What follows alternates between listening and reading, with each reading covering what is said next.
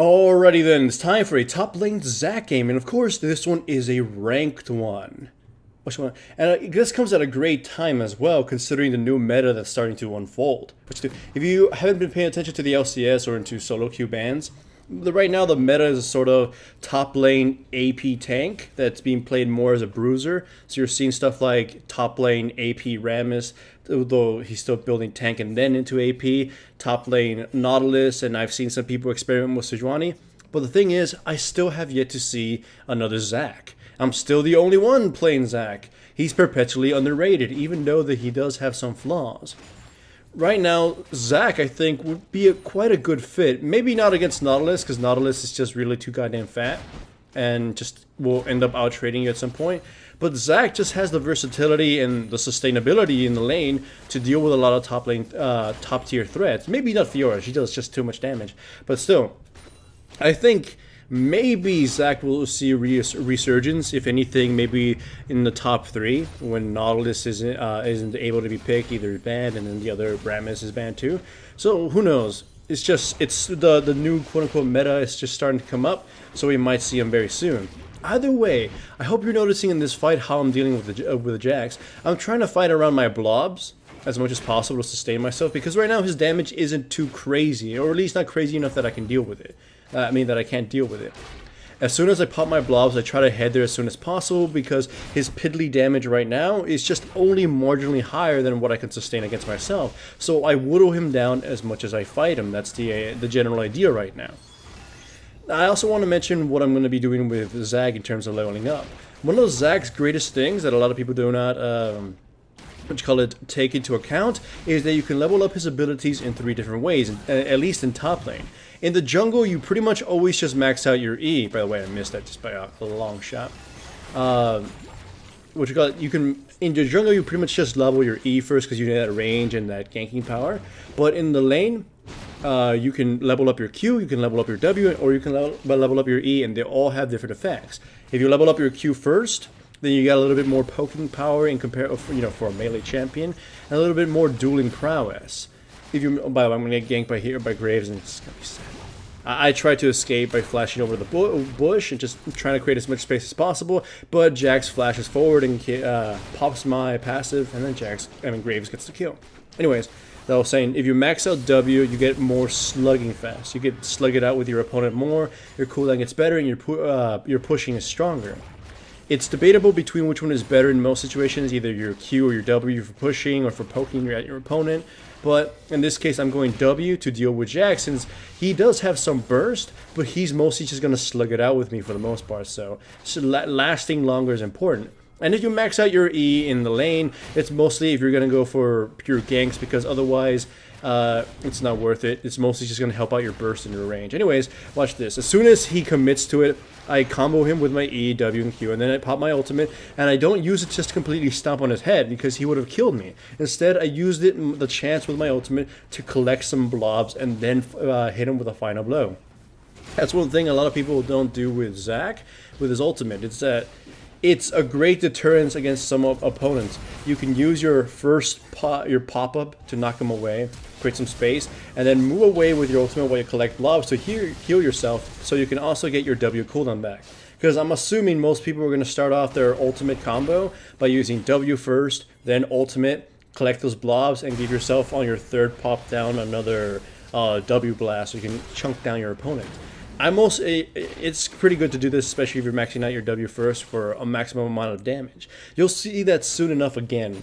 It's just something you probably should learn to do when you're dueling another person. By the way, another thing with Zac that's actually pretty important is what skill you max out second. That's something that not a lot of people put thought in. By the way, I used my E here just to make space because I thought he was going to leap at me again. I got a little too paranoid. Anyways, I'll actually go back to the second leveling up thing soon enough, because Jax is going to get very aggressive. I turn around, hit him, and then he commits further. And as soon as he gets close with his stun, I pop my ultimate again just to knock him away. And once again, I kind of sort of focused on collecting my blob first before fully committing on him. And I managed to kill him off with my E as it came off cooldown. Anyways, the second ability you max out with Zac also changes the flow of a fight. If you max out, let's see, right now I'm maxing out my W. if I maxed out my Q, my fighting potential against the Jax would be like unsurmountable. I'd be able to basically just beat him to death. I wouldn't be able to catch him for the most part because my E at rank 1 isn't the greatest thing ever, and the burst on it is not that good either. But maxing out your Q and W first just gives you so much fighting potential, a lot of dueling potential. If you max out your E second, of course, you have your long range initiation that can be followed up with your W and your ultimate. Hooray, everyone's happy. Q and E is something I rarely actually see. I mean, I do it sometimes, but I don't see other people doing it. But watch this. I was hoping that I'd last long enough so I can use my ultimate against the Graves, but Jax is likely coming soon, so I flashed over the wall before he can kill me. Flash over the wall, and then I use my E just to create space between two barriers. Like I try to figure out where he's gonna walk to, and then I managed to escape. Him and Jax give chase, but to no avail. Obviously, I'm really gone. Nonetheless, I could have probably killed the Graves if I had managed to hit him with my E and follow her up with my W and ultimate, and then that would have been such a great turnaround. Either way, better off than dying. And speaking of hubris or getting a little too cocky, you're going to see something that I rarely do, and it's mostly because I'm getting very aggro because well, both teams are actually fighting with each other, calling each other bitches. Still, anyways, my bottom lane teammate gets into a fight. As soon as Jax teleports in, I teleport in as well, just because I don't want Jax to pick off any free kills and get himself a bigger lead against me. So far, I have him rather control. Me and the Vi have done good at pinning him down at the very least. Me and Brand are able to take down all these three, but he's pinging at me just to back away, but I'm like, they can't take me down by themselves, plus my passive is up. So I'm creating space for my Jhin so he can take down the tower while me and the Brand just sort of piss off the enemy team. We get the tower, we go towards top lane. I do hit a pink ward, but I was going to hope to try to gank mid anyways. And then Swain sticks around even though he knows me and my other teammate are there. And I managed to beat him with my E. And then the saddest shit happens. Kennen goes in and Vi goes in and they get both snared and they get hit by Leona's ultimate and then they just get systematically killed. The Vi uses her ultimate for practically no reason. So that was ridiculously sad. Jax tries to steal red buff by trying to, you know, surprise attack me near there. And I just go to red, leash it towards me so a hard reset and he won't get shit. Brand, for some reason, decides to go into the enemy jungle to try to steal blue, even though he's a support, super goddamn weak, and the enemy team is basically missing. You saw that. It's pretty damn pointless. Now, here's what I mean by me getting a little too cocky. I'm way stronger than Jax at this point. In a straight-out fight, I would probably beat his ass. I'd have my ultimate, I'd have my good rankings on my abilities. But you know, you guys normally know I'm usually on the side of caution, but here I just kind of want to bury somebody. Jax picks a fight with me. I try to poke at him with my W and my Q. I take tower shots basically for free, and the gain for them isn't that much since my Q isn't that strong right now. I chose to max out my E second, but here we go. I end up hitting him right now with my W, and he triggers the turret on me. Jax jumps on me, and the turret triggers on me once again. I take way too much damage, and once I pop my ultimate, I decide to overly commit, and I hit none of it. So I end up getting killed. Of course, he's going to finish me off here, because it's Jax. His single target is great enough to pop all the slimes. So that was rather embarrassing and sad. I had to point it out, though, because it's better to gloss over the fact that I got overzealous and got punished for it, than just flat out ignore it.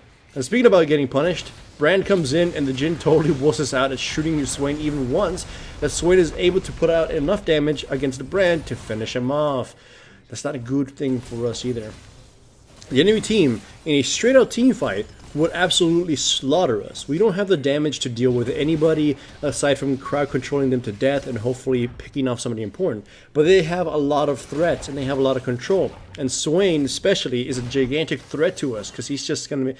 If we can't CC him down and burst him down, then his bird form will tear us to pieces. However, the enemy team seems to be going for frags and shit. So they're like not working together, so to speak. By the way, I just want to keep pointing out... You guys hopefully noticed throughout most of the game that I keep trying to do that as much as possible. I did it, I believe, 2 times already, and once actually 3 times, but 1 time was a failure. As soon as Jax pops at me, and his E's about to blow up, I pop my ultimate to knock him away. That's to create, again, create space and to stop his stun from happening. That knockback is so, I would just say, underestimated, and a lot of people don't give it as much credit as it deserves. One thing about it is that it's a strong peeling tool that you don't exactly want to be using for peeling, because it puts it sometimes can put to waste every other bounce that it gives. But the initial bounce is instantaneous. It's, a lot of abilities can't even say that. It's just the second you click it, everyone around you gets knocked up. That's a pretty damn strong thing. It's usually what makes Zac a little bit more difficult to initiate than a lot of other champions, is that his delivery system for it, his long-range E, is pretty slow and telegraphed. So against a lot of opponents, a lot of skilled opponents, they will flash away, see it happening, or something like that. They'll be prepared for it. So his ultimate's initiation for his initiation, the ultimate component of it is a melee. So when it comes to duels and fighting or whatever, if you need to use your ultimate, try to use it for any moment you need to at least lock down an opponent or completely fuck up their channel or whatever. Because as soon as it happens, it's your perfect oh shit button. That's what I was trying to say, right? It's your perfect oh shit button. Either way, we've started to get in the upper hand against the enemy team because they're getting very, very overzealous and greedy. Again, they keep going for turrets, they keep going for weird, odd pushes, but it's very obvious they don't have everything warded. They're sort of not grouping up together. Here, Graves is all by his lonesome, and as soon as he gets close to the tower, me and Branch is pretty much fucking shit up. Also Jhin, of course. Pretty much an easy kill. Jax is by himself top lane doing something else. Swain was farming what I assume was the jungle. So the enemy team, they have a very strong team fighting team, but they're not using that strength. My team comp, as weird as it seems and as reliant on Jhin as it would seem, is doing far better, because at the very least, even if we're communicating through yelling, we're communicating nonetheless. We're sort of working together. Jhin is massive at this point because we've managed to defend him and basically funnel food into him. Like, every kill we've gotten, we've mostly given it to him, and the Vi's kind of stolen a few kills. So our damage dealers, or at least the ones who can execute people, are rather huge. Right now, all that we require is to pretty much, again, pick someone off. Like Swain here, for whatever reason, is like way pushed out in his lane. Not even able to CS anything, he was just kind of out. And because of his death, we're now able to surmount a massive push. Again, they may be strong, but they're not strong enough to murder any one of us quickly enough. If they had Swain, maybe they'd outlast us, but at this point, they're pretty much just going to be served on the silver platter. Jax commits to trying to kill me, but he forgets that I have my passive, so he pops me. And as soon as that happens, Brandon Vi tear him a new one. So the enemy team is falling apart. We've taken the inhibitor. What else can my team do except other than throwing the game? Yeah, I guess it's time to throw the game, right? Anyways, we tried pushing for the next tower. We got a little bit too greedy, but I think everyone just sort of got on everybody's nerves and they just wanted to end this, right? Enemy team, the enemy Swain, I believe it was him. I don't actually remember who it was. Oh, no, wait, it was the Graves. Yeah, sorry. The Graves. He was actually yelling at his Jax teammate for buying Rageblade, for saying that no Jax buys Rageblade, that in higher tier elo, everyone rushes Titanic Hydra. So that's the kind of bitter anger that was going on in the game. Anyways, two of my teammates get caught. I catch this Jax. There's no possibility of killing him, of course, because I don't really have my ultimate. So he gets to skedaddle for free. Either way, the enemy team is already on full-on tilt, and they're not working together. So we've gained control of all their map. We've got their nexus. We've got their mid inhibitor pushed in. So it's about time I decide to pick a fight I can win. I thought, oh, the Jax should surely be super duper weak. I should be able to kill them. But let's not forget, I'm not exactly AP, and he's got a Rageblade and a Hextech. I'm an idiot. So I just pretty much got me and Brand killed. Brand sort of got himself killed by showing up in a fight that was already losing. So that was bad. Fortunately for us, the enemy team doesn't bother to get Baron when they could have so easily fucking done it. So yeah, even though I died like a bitch, and even though my Brand also died kind of like a bitch, the enemy team didn't do jack shit. So we managed to get Dragon. We managed to pretty much reset the whole thing as if that never even happened, and that was utterly pointless. Even if I got the kill, against Jax, it would have been huge, right? It would have been a huge win, and as a result, and me dying would have also been huge. They just didn't bother to do anything. So that's the kind of communication or lack of communication my opponents were having. They could have had such an easy Baron. As a result, we just shoved them forward. They don't have any wards again still, because at least I don't think they have wards, because we're able to get Baron, and they obviously don't have vision of it, because Ezreal makes the most desperate ultimate there that was like within 10,000 health, and they sort of kind of klutz their way in here. Leona gets killed, pop my ultimate, although the fight sort of moved away from it. I managed to catch Swando and get him killed, flash over the wall. In comes Kennen, finishes off everyone else. My E was meant to try to pick off the Ezreal, but he died anyways. And the Graves, surprisingly, still has his flash, so he ends up surviving. But with that, the game is basically done and done. I'm hoping Zach makes a reemergence, because honestly, he's probably one of the more fun champions to watch, although I know some people don't really like playing him. Either way, it was a pretty damn good game, close to the beginning, but the enemy team threw it, so hooray for Zach.